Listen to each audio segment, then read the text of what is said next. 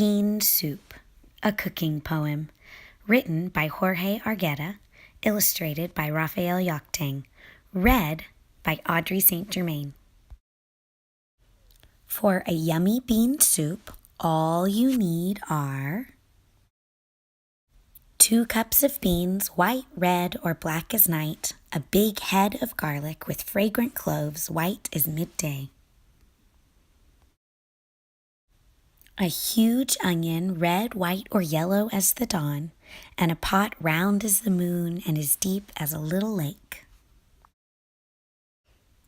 You need 6 cups of natural water, not with bubbles or taste, just plain pure water and nothing else, and a little salt volcano nestled in the bowl of a spoon. First, spread the beans out on the sky of the table. The beans are stars. Throw away any little pebbles. When the beans touch, they clink a little song. You can sing too. Oh, what a yummy soup, soupy soup, beanie soup. It will be eaten by my brother, my sister, my mother, and my dad and me. So delicious. Pour water into the pot. Watery water, lovely granny who caresses gives us life.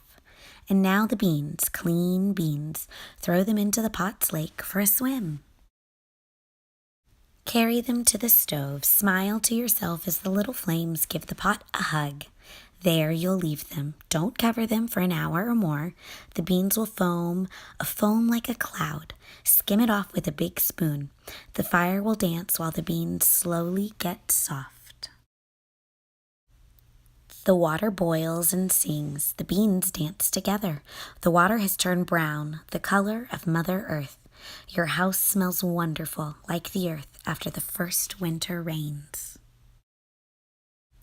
Now it is time to cut the onion. First, you have to remove the onion's coat, its soft, delicate skin. Before you cut it in 4, you need to say, "Thank you for your lovely taste, little onion."